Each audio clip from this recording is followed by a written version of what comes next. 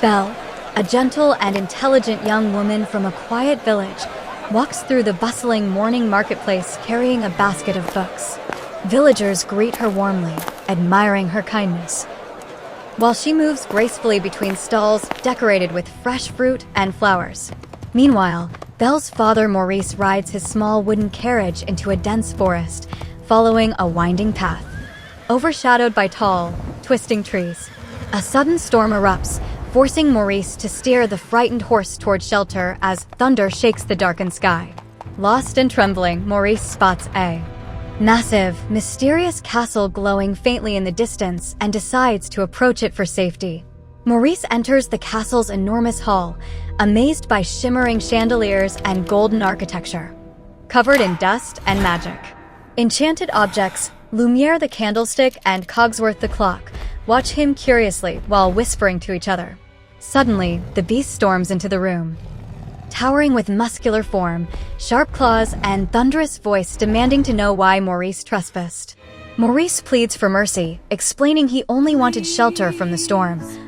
But the beast locks him in a prison tower. Back in the village, Belle becomes worried when her father doesn't return and bravely heads into the forest to search for him.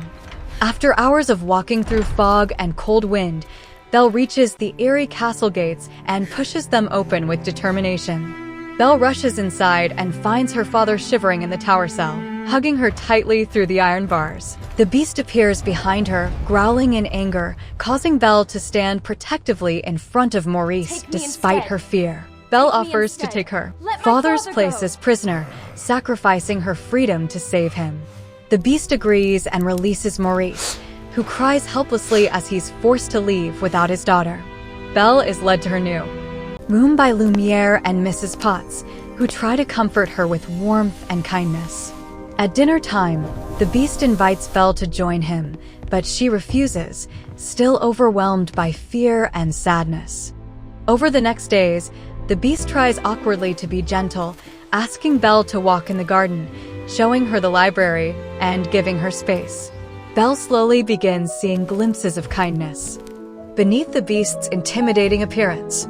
In the grand library filled with towering shelves of old books, Belle smiles genuinely for the first time.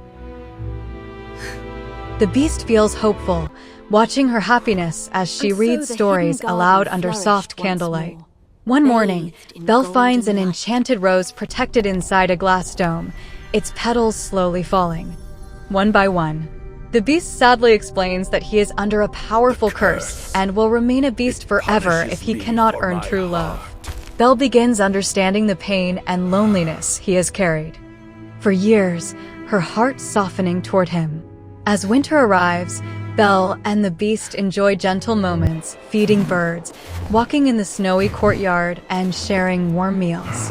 One night, they dance in the golden ballroom, Belle glowing in a beautiful yellow gown, the beast moving nervously yet tenderly. Belle grows deeply concerned for her father and asks to see him, her eyes filled with longing. The beast, though heartbroken, gives her a magic mirror that shows Maurice collapsed and sick in the woods. The beast lets Belle return home, choosing her happiness over his own desire to break the curse. Belle rushes Maurice back to safety, caring for him in their small cottage surrounded by villagers. Gaston, the arrogant huntsman jealous of Belle's affection toward the mysterious beast, gathers villagers by spreading lies about a monster. Belle tries to defend the beast, begging the villagers to understand his true gentle nature. Gaston leads the angry crowd to storm the castle with torches and weapons, determined to kill the beast. Meanwhile, the beast feels hopeless in his tower balcony, believing Belle has left him forever. The villagers break into the castle, but are hilariously fought off by enchanted objects defending their home. On the rooftop, Gaston attacks the beast, relentlessly, fueled by rage and jealousy. The beast refuses to fight until he sees Belle returning, calling out his name with tears in her eyes. Regaining strength, The beast blocks Gaston's strikes and asks him to leave peacefully. Gaston betrays him and attacks again, but slips from the edge, falling to his doom. The beast collapses from his wounds, Belle cradling him in her arms. Under the falling rain, Belle confesses her love with trembling voice, begging him not to leave her. A burst of golden magic swirls around the beast, lifting him gently into the air. The curse breaks, transforming him into a handsome prince with warm eyes and a familiar, gentle smile. Belle gasps with joy, recognizing the kindness she always saw in him, regardless of his form. The castle glows with restored beauty as the enchanted objects return to their human forms, celebrating with laughter. Belle and the prince walk into the grand courtyard hand in hand, surrounded by blooming roses and shining sunlight. The villagers cheer peacefully, realizing that love and understanding can change even the darkest hearts. Belle and the prince share a gentle embrace, their story becoming a timeless legend of compassion and acceptance. After the story, what remains in us is the lesson that true beauty comes from the heart, not the outside appearance.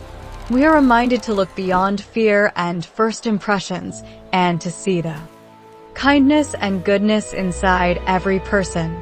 Belle teaches us that courage, empathy, and understanding can transform not only others, but also ourselves. The Beast's journey shows that anyone can change and grow if given patience, love, and trust. In real life, we often judge others too quickly by their looks, status, or behavior, but this story encourages us to pause, reflect, and recognize their true value. Acts of kindness, even small ones, can heal wounds, build connections, and create positive change around us. Ultimately, the story leaves us with the belief that love, compassion, and inner goodness are the real magic in life. Indeed, Lumière. All's well that ends well, I dare say.